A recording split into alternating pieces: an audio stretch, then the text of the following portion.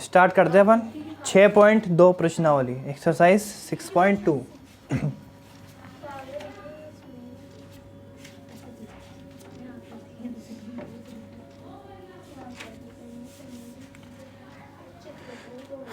Six point one में कोई दिक्कत किसी को? अब एक आता है समान कोणिक त्रिभुज। क्या आता है? समकोणिक है समान कोणिक है? समान कोणिक है ना।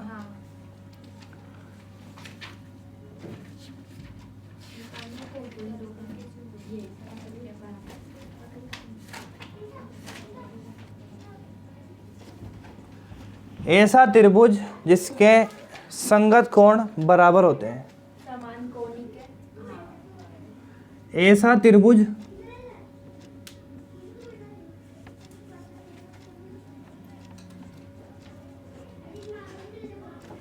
जिसके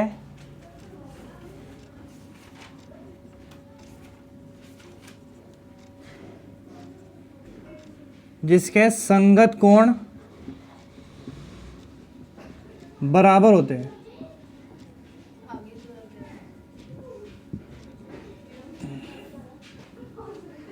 क्या कहलाते हैं? समान कोणिक त्रिभुज या फिर समकोणिक त्रिभुज। ऐसे त्रिभुज मतलब दो त्रिभुजों की बात होगी, है ना। अब देखो जरा, वालेकुम अस्सलाम, वालेकुम अस्सलाम। देखो दो त्रिभुज समरूप होते हैं। दो त्रिभुज कैसे होते हैं? यदि नंबर एक, उनके संगत कोण कैसे हो?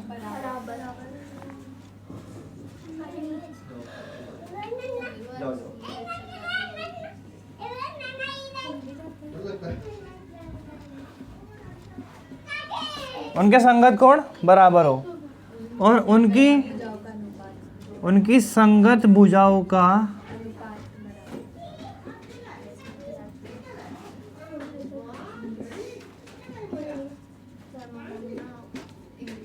अनुपात कैसा हो? समान हो या फिर बराबर हो। तो वो दोनों त्रिभुज कैसे होंगे? समरूप होंगे। कल वाली बात है भाई, बहुभुज था वहाँ पे और यहाँ पे क्या लिख दिया मैंने? त्रिभुज लिख दिया। क्या लिख दिया मैंने? त्रिभुज। अब एक प्रमेय आती है थेल्स प्रमेय। कौन सी प्रमेय? थेल्स। इंग्लिश में आती है नाम से बीपीटी, बेसिक प्रोपोर्शनल थ्योरम।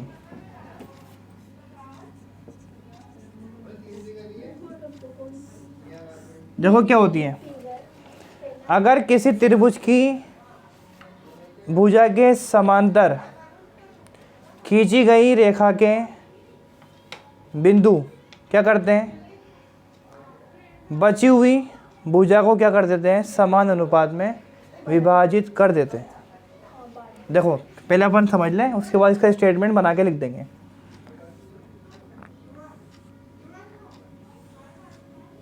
ये त्रिभुज एबीसी हो गया। अगर ये प्रमेय समझ में आ गई सवाल हो जाएंगे, प्रमेय समझ में नहीं आएगी तो सवाल नहीं होंगे। त्रिभुज एबीसी है और इसके एक भुजा के समांतर कोई रेखा खींची आपने, तो मैंने बीसी के समांतर कोई रेखा खींच दी, इसको नाम दे दिया ई, इसको नाम दे दिया एफ। अब इनको मिलाने वाला रेखाखंड, इनके बिंदु कौन कौन से? ई और एफ। इनके बिंदु कौन कौन से? अब ये बिंदु क्या करते हैं? इन दोनों रेखाओं को क्या कर देते हैं? समान अनुपात में विभाजित कर देते हैं। क्या कर देते हैं? कोई दिक्कत? बोलो इस बात को। किसी त्रिभुज की किसी भुजा के समांतर खींची गई रेखा को मिलाने वाले बिंदु क्या करते हैं? त्रिभुज की अन्य दो भुजाओं को समान अनुपात में विभाजित कर देते हैं। बोलो कोई दिक्कत?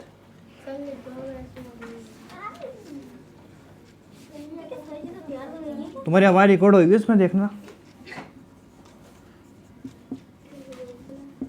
किसी त्रिभुज की भुजा के समांतर खींची गई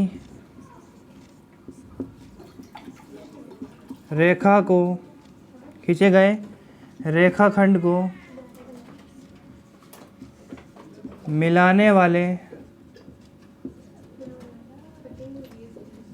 बिंदु त्रिभुज की अन्य दो भुजाओं को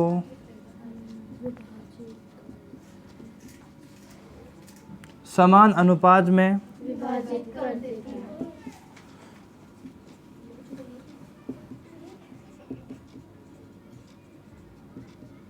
आगे समझ में। देखो इसका ये तो लिख दिया हमने स्टेटमेंट, अब इसमें असल क्या है वो देखो। ए ई बटा ई बी, ए ई बटा ई बी किसके बराबर होगा?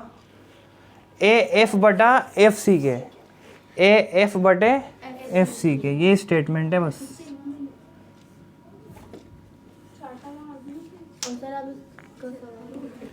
के सवाल आएंगे। देखो इसमें क्या था, इसमें कौन किसके समांतर था? ई एफ समांतर था किसके? बी सी के। तो इसके ऊपर लाइन लिखना है, चूँकि ई एफ किसके समांतर है? ये निशान होता है समांतर का। क्या का निशान होता है? नहीं लिखो ये ना, अपन करते इसके आगे। थेल्स प्रमेय का विलोम, मतलब इसका उल्टा क्या होगा? देखो उल्टे में क्या है, अगर ऐसा हुआ ना, अगर ऐसा हुआ तो रेखाएं कैसी होगी? समांतर होगी। देखो उसके बाद अपन करते हैं।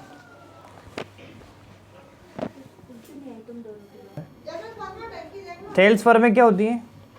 अगर कोई रेखा समांतर है तो वो समान अनुपात में विभाजित कर देगी, तो ऐसा होगा। अगर कोई रेखा इसको समान अनुपात में बांटती है तो वो तीसरी रेखा की क्या होगी? समांतर होगी। ये थेल्स प्रमेय का विलोम है। मतलब स्टेटमेंट तो देखो क्या हो गया, अगर ऐसा हुआ मतलब जैसे ए ई बटा ई बी किसके बराबर हुआ? ए एफ बटे एफ सी के, तो क्या होगा? ई एफ समांतर किसकी हो जाएगी? बी सी की हो जाएगी। थेल्स प्रमेय में क्या था? ऐसा था तो ऐसा था, क्या था ना, देखो यार ऐसा था तो ऐसा था, लेकिन इसके विलोम में क्या होगा? अगर ऐसा हुआ तो रेखा समांतर होगी। डायग्राम देखो,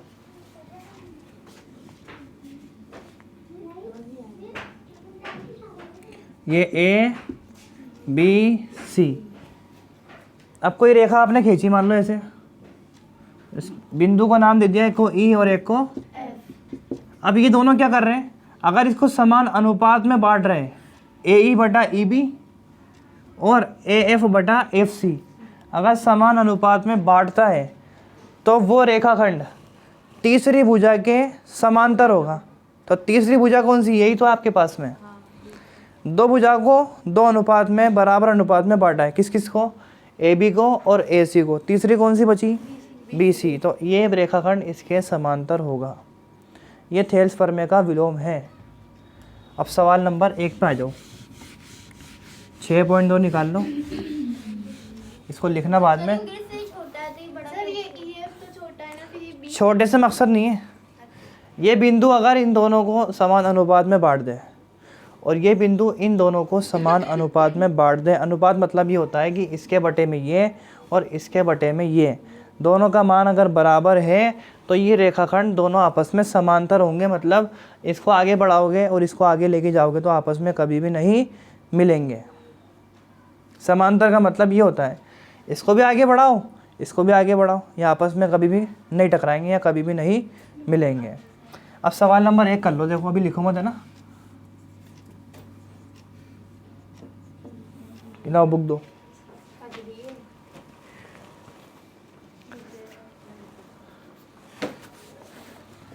त्रिभुज दे रखा है ए बी सी।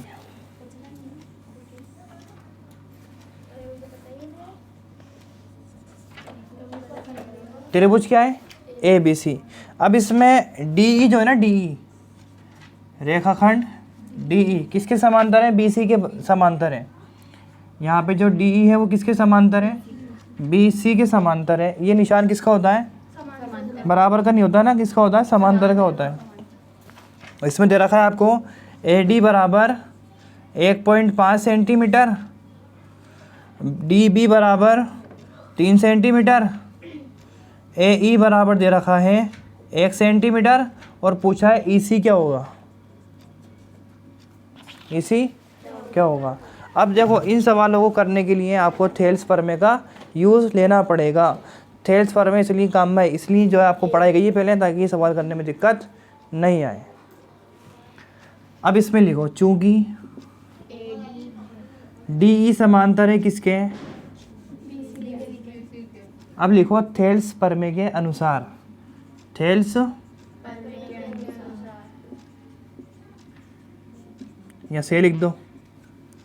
क्या होता है, ये बिंदु क्या करते हैं, इनको समान अनुपात में बांट देते हैं या विभाजित कर देते हैं। तो लिख दो AD बटा DB किसके बराबर होगा, AE बटा EC।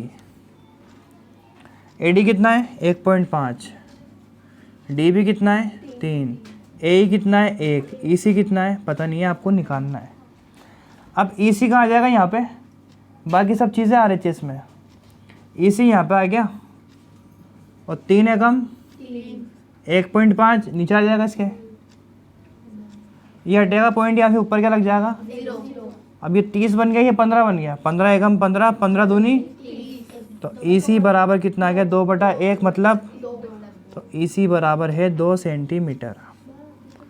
ये सवाल नंबर 1 हो गया इसका। सवाल नंबर 2 आसान है ना, आते हैं बिल्कुल आएंगे, क्यों नहीं आएंगे। हाँ लिखनी पड़ेगी, नंबर देखना नंबर कितने नंबर का है, 1 नंबर का है ना, तो इससे काम चल जाएगा आपका। 2 नंबर का होगा तो 1 नंबर प्रमेय का और 1 नंबर इसका, तो 2 नंबर का होगा तो उसमें पूरी लिखनी, हाँ लिखनी पड़ेगी आपको। हिंदी आसानी तो है, 1-2 बार लिखोगे तो हो जाएगी याद, याद करके मन से बना दो आप तो। अच्छा ये नहीं है किताब की लैंग्वेज लिख के आनी है आपको, किताब में मिलेगी जो मैं लिखवाऊँ, अलग लिखवाई है मैंने किताब से।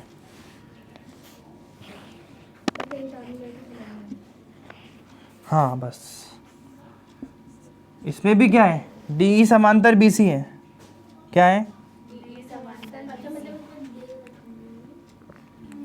इसमें दे रखा है, देखो AD बराबर आपको निकालना है क्या होगा, लेकिन आपको दे रखा है DB बराबर 7.2 सेंटीमीटर, AE आपको दे रखा है 1.8 सेंटीमीटर और EC दे रखा है, तो आपको AD निकालना है। तो आप ये लिखो चूंकि आपको दे रखा है कि DE समांतर है किसके, BC के, इसलिए थेल्स प्रमेय से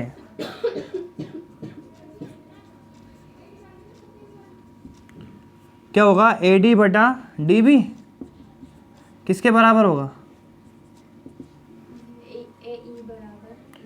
AE बटा AD कितना है आपको निकालना है और DB कितना है 7.2, AE कितना है 1.8, EC कितना है 5 पॉइंट से 18 एकम 18, 18 तिया 54, कोई दिक्कत। अब आपको किसका मान चाहिए, AD का 7.2 भाग में कराएगा तो AD बराबर 7.2 1 से गुणा होगा तो क्या आएगा 7.2 बटे 3। अब देखो 3 से काट दो, 3 एकम 3, 3 दूनी 6, पॉइंट की जगह 12 बन गया वो, 3 चौक 12, तो AD बराबर 2.4 सेंटीमीटर। ये आपके दोनों सवाल हो गए पूरे, आ गया समझ में, लिख लो।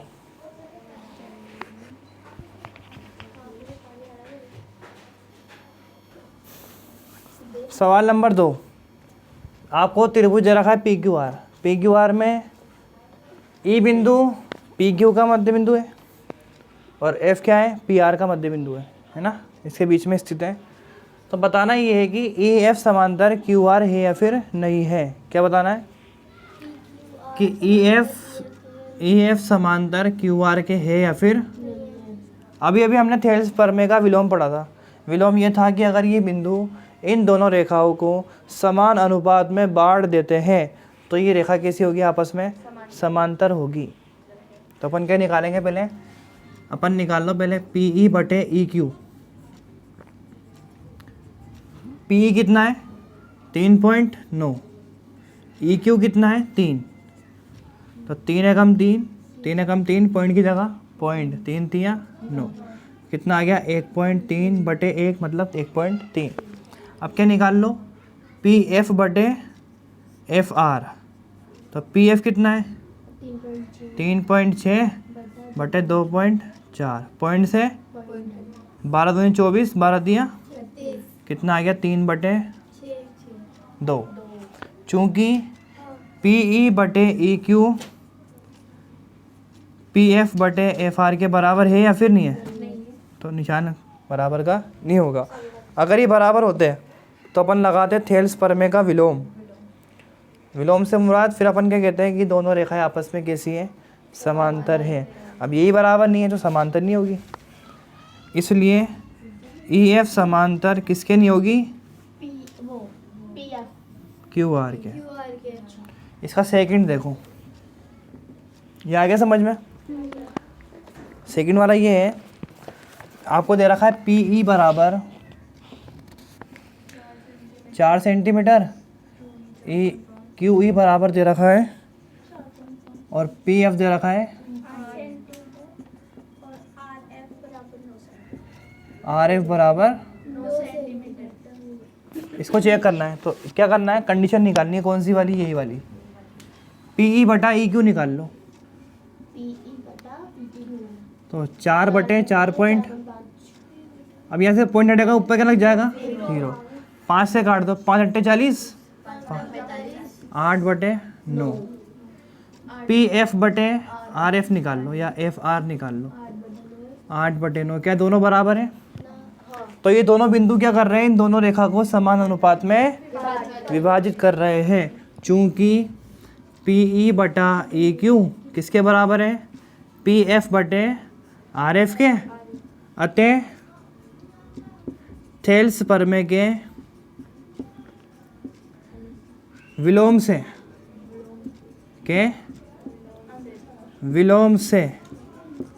क्या होगा? ई एफ समांतर किसके होगा? क्यू आर के। समझ में आ रही बात? आ गई समझ में? तीसरा देखो, पी क्यू आपको दे रखा है 1.28 सेंटीमीटर